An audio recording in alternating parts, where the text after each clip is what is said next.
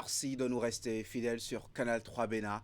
À la une de ce 19h30, le mariage scellé entre UP Le Renouveau, BR et FCBE pour 2026. Ce n'est pas une union contre nature, bien que liant deux formations au pouvoir et un parti anti-talent, selon les acteurs. Les accords de gouvernance et de coalition parlementaire signés cet après-midi à Cotonou traduisent l'esprit de grands ensembles prônés par la réforme du système partisan. Remise officielle de la liste électorale informatisée provisoire aux élus locaux à Dassazouma.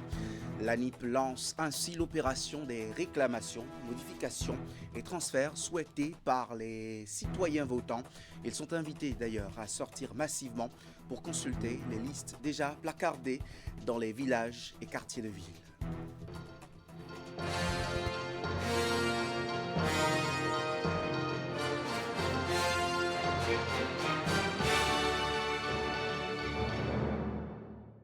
L'Union progressiste, le renouveau, le bloc républicain et la force Cori pour un Bénin émergent marchent désormais ensemble pour 2026.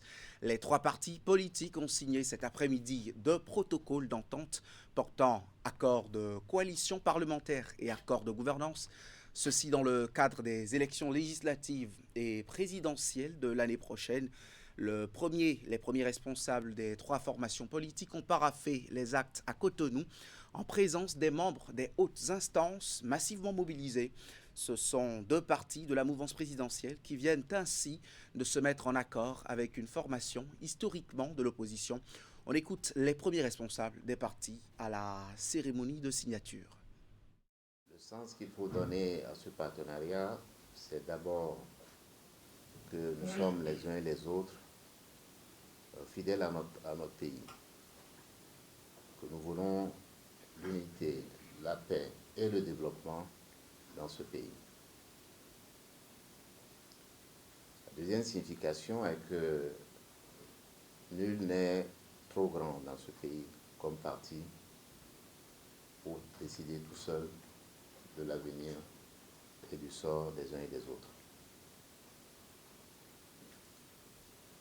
Et enfin, troisièmement, nous sommes tombés d'accord dans les différentes discussions que nous avons eues depuis plusieurs jours sur le fait que le plus important pour notre pays, c'est le combat que nous avons pour le développement.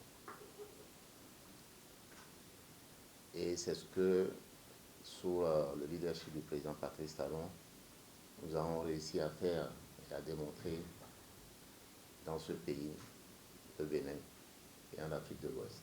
Soyez-en remerciés parce que vous auriez pu vous contenter de votre confort, de la force que vous avez aujourd'hui, de marcher sur tous les autres partis et d'avancer au nom de la loi actuelle. Et pourtant, vous avez accepté tendre la main à d'autres forces pour que le débat soit nourri, pour que nous aussi nous ayons l'occasion donc de participer à toutes les élections. En temps normal, il n'aurait pas pu être possible de participer aux élections présidentielles, par exemple, en tout cas pas FCBE. La dignité avec laquelle vous avez incarné l'opposition, la sagesse avec laquelle vous avez participé au débat républicain, l'intelligence avec laquelle vous avez coaché nous autres qui sommes en responsabilité, et surtout le gouvernement de la République,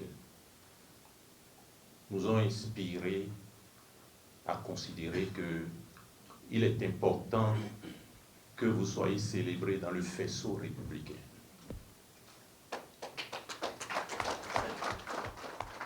Nous ne sommes pas dupes. Vous êtes de l'opposition. Et vous n'êtes pas dupes. Nous sommes de la majorité. L'Agence nationale d'identification des personnes remet officiellement la liste électorale informatisée provisoire aux élus locaux. La cérémonie marque une étape importante dans le processus d'organisation des élections générales de 2026. Cette étape ouvre donc la voie à l'opération d'affichage pouvant permettre aux citoyens de consulter la liste pour d'éventuelles réclamations, modifications ou transferts. Y met Hélène Amoussou et Georges Vaudounon pour les précisions. Petit à petit, les choses se précisent quant à l'organisation des élections générales de 2026. À Dassa ce vendredi, la liste électorale informatisée LEI provisoire est remise aux chefs quartier et chefs village de l'arrondissement 2 de la commune. La cérémonie est organisée par l'Agence nationale d'identification des personnes ANIP. Cela traduit notre engagement à respecter de manière stricte les délais réglementaires et à apporter notre contribution à tout ce processus électoral. À partir de là, vous, chers chefs de quartier de village, vous aurez la lourde responsabilité de prendre ces listes et d'aller les afficher. Nous vous promettons que nous allons respecter les instructions. Nous félicitons également le gouvernement qui a su mettre à notre disposition un dispositif sécurisé par rapport aux élections générales. Cet acte posé par l'ANIP rend désormais la LEI provisoire accessible aux citoyens dans tous les centres de vote à travers le pays. Dorénavant, chaque électeur pourra vérifier son inscription puis consulter son lieu de vote. L'opération lancée à partir de ce samedi 13 septembre va durer jusqu'au 28 septembre 2025. Durant cette période, les populations pourront procéder aux réclamations, modifications ou transferts. Tout cela est disponible sur nos différents canaux, notre site web iserviceani.bj, nos applications mobiles, mais également en tapant le étoile 151 dièse et choisiront l'option qui leur convient. Et l'engagement que nous avons pris, c'est de déployer des agents dans les 546 arrondissements du Bénin. Nous allons déployer 2 agents pour accompagner, apporter de l'assistance à chaque électrice et à chaque électeur. Nous avons également notre centre d'appel au 7054, accessible de manière gratuite dans toutes les langues nationales. Nos CV et CQ, vous avez une lourde responsabilité. Vous jouerez chacun, n'est-ce pas, sa partition dans la réussite du processus. C'est un processus cardinal. Vous savez, les élections, quand on parle d'élections, c'est un déterminant dans un État. Et c'est les élections générales. Par ailleurs, pour permettre la mise à jour des informations sur les listes, l'ANIP rend également gratuite la délivrance des actes de décès, condition sine qua non pour prévenir toute distorsion du corps électoral.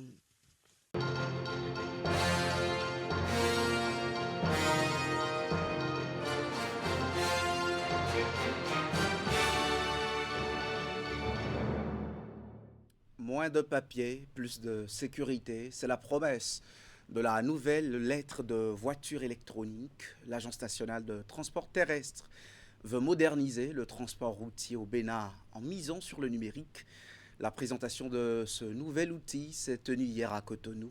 Les professionnels du secteur des transports de marchandises routiers sont unanimes déjà sur son impact. Compte rendu de séance avec Teddy Goudalo et Rachidi Soubérou.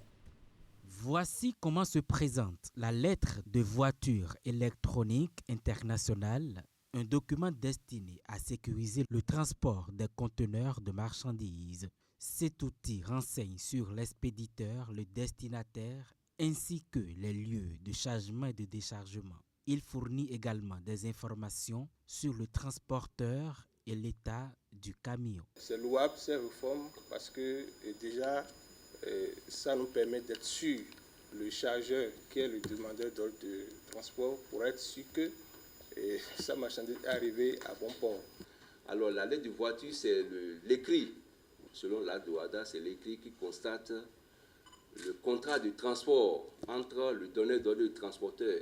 Donc ce document, c'est un document qui existait, mais c'était un document écrit.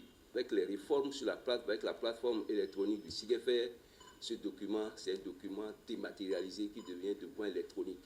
Présenté aux professionnels des médias en vue de sa vulgarisation, la lettre de voiture électronique internationale constitue une réforme saluée par les bénéficiaires. Son obtention se fait via SIGEFER, le système électronique de gestion du fret routier au Bénin. Pour l'avoir, c'est sur la plateforme SIGEFER. C'est en 2 phases. Il y a les centres générateurs de fret qui ont déjà en place à leur niveau une plateforme électronique qui vont utiliser leur plateforme électronique pour la délivrance des lettres de voiture électroniques. Mais ceux qui n'ont pas encore un système électronique pour gérer les opérations à leur niveau, ils utilisent directement la plateforme du CIGFR. Pour délivrer la lettre de voiture, il faut s'enrôler. Il faut que le transporteur qui a la marchandise s'enrôle. C'est un transporteur agréé, avoir l'autorisation, avoir la carte de transport sur la plateforme et enrôler également le conducteur, le conducteur qui doit prendre la marchandise. En dématérialisant ce document, l'Agence nationale des transports terrestres, ANAT, œuvre ainsi pour davantage de transparence et d'équité dans les procédures de transport. La commission de l'Union économique et monétaire ouest-africaine forme les journalistes spécialistes des questions économiques à la compréhension des grands enjeux d'intégration sous-régionale venus des 8 pays de l'Afrique de l'Ouest et membres de cette union. Ces journalistes sont outillés sur les politiques, sur la gouvernance et sur les grands sujets d'intérêt économique pour la région. La formation dure 5 jours à Cotonou. On retrouve Ulrich Gaba au lancement pour le compte-rendu. Ils sont les voix et les plumes qui portent l'information aux 4 coins de la région. Pendant 5 jours, les journalistes des 8 pays de l'UEMOA se retrouvent pour un séminaire de formation. Au menu des assises de Cotonou, les politiques, la gouvernance et les chantiers économiques de l'Union. Une initiative destinée à renforcer la capacité des médias à décrypter les défis et les avancées de l'intégration régionale. Je pense que c'est une opportunité d'immersion, de réseautage des journalistes, des médias, des 8 pays membres de la commission de l'UEMOA de se retrouver à Cotonou pour une session de formation, de sensibilisation, d'échange et de réseautage sur les grands chantiers de la commission de l'UEMOA et sur certains sujets cruciaux, certains outils dont les médias ont besoin pour mieux faire leur travail d'accompagnement pour l'intégration économique de notre espace communautaire. Cette session de formation porte principalement sur 2 documents de référence stratégiques pour l'Union. Comme vous le savez, l'année dernière, l'Union a célébré ses 30 ans avec la fin d'un plan stratégique. Et donc, il était utile et pertinent de développer ensemble avec les différentes parties prenantes une nouvelle vision pour l'Union à l'horizon 2040. Et sur la base de cette vision, nous avons décliné un plan stratégique qui porte sur la période 2025-2030 et que nous avons appelé Impact 2030. Tous membres de la plateforme des médias de l'UEMOA, ils sont des journalistes confirmés spécialisés dans les questions d'économie et de développement. Leur mission est de sortir des discours techniques pour rendre les enjeux de l'Union accessibles au grand public. Et le consultant principal, c'est le professeur Albert Honloku, que vous connaissez, qui est le directeur de l'ENEAM Cotonou, qu'on ne présente plus, qui est là, qui est le consultant principal, qui va nous accompagner pendant tout ce temps-là. Il y a les cadres de la commission de l'UEMOA, il y a le directeur de la commission de l'UEMOA pour accompagner les médias, vraiment pour être mieux vraiment informés, mieux être outillés, vraiment pour mieux accompagner l'intégration économique tant attendue des médias. Plusieurs communications et des travaux pratiques sont prévus pour étoffer cette formation qui va certainement renforcer les capacités de traitement, d'analyse et de commentaire de ces hommes et femmes. Ils pourront ainsi relayer les informations économiques et de développement de façon juste, claire et impactante. Les sports à la fin de ce journal. À Semepodi précisément, la passion du football s'est exprimée lors de la finale de la 4e édition du tournoi de la fraternité, tournoi organisé par le chef d'arrondissement de Torouet. En plus d'être un loisir sain pour la jeunesse, ce tournoi d'Alfred Toye-Toma a été un levier de cohésion et de détection de jeunes talents aussi. Retour sur ce rendez-vous sportif époustouflant dans ce reportage de Emma Rodonou et de toute l'équipe Ouémé Plateau Canal 3 Bénin. Pour cette finale de la 4e édition du tournoi de la fraternité organisée par Alfred Toye-Toma, ce sont les équipes de Routa FC en vert citron et JMA en bleu clair qui ont croisé les crampons. Devant ce public qui a massivement effectué le déplacement, Les deux formations se sont livrées un duel haletant, ponctué d'occasions de part et d'autre. Au terme du temps réglementaire, les deux équipes se sont séparées sur un score de parité de 1 but partout. Il a fallu recourir à la séance des tirs au but pour départager les finalistes. Plus adroits, les joueurs de JMA l'emportent finalement 5 tirs réussis contre 3, s'adjudgeant le trophée du tournoi et une enveloppe de 200 000 francs CFA. Le finaliste malheureux a reçu une enveloppe de 150 000 francs CFA. Des jeux de maillots et des ballons ont été également distribués. Au-delà du spectacle sportif, cette compétition est avant tout une œuvre de rassemblement. Son promoteur, Alfred Toye-Tomin, a une fois de plus démontré sa détermination à faire du sport un levier d'épanouissement et de cohésion pour la jeunesse de Tohoué et environ. Cette 4e édition a encore eu une touche particulière. La jeunesse de l'arrondissement de Tohoué est debout. Les jeunes de Tohoué, de Kraké, d'Arlom et d'Ayoko sont debout. C'est le dernier avant la fin de ce mandat. Est-ce que j'ai rempli ma part du contrat? La balle est dans votre camp. Si nous devons continuer ensemble, ça dépendra de vous. Je suis avec vous. Comme les années précédentes, l'événement a bénéficié du soutien actif du maire de Sémékodji. Nous devons remercier l'organisateur, car il n'est pas facile de réunir les moyens pour organiser une première, une deuxième, une troisième et une quatrième d'affilée. Combien ont plus de moyens et ne pensent pas à la jeunesse? Combien ont plus de moyens et ne pensent pas à leur peuple, à leur population? C'est pourquoi je vous demande d'ovationner le CA Toye-Tomin Betongo Alfred. Entre ferveur populaire et esprit de compétition, le tournoi de la Fraternité 2025 referme ainsi ses rideaux sur une note de communion en attendant la 5e édition. Et voilà, ce journal, lui, il est terminé. À 20h, vous retrouvez l'info continue. Élection générale 2026, zoom sur les forces en présence. C'est le thème. Les analystes, Delphin Gangana, analyste politique, et Paul Arnaud Deguénon, promoteur de Bénin Web TV. Il est journaliste. Vous prenez le rendez-vous ainsi que tous nos autres programmes sur Canal 3 Bénin.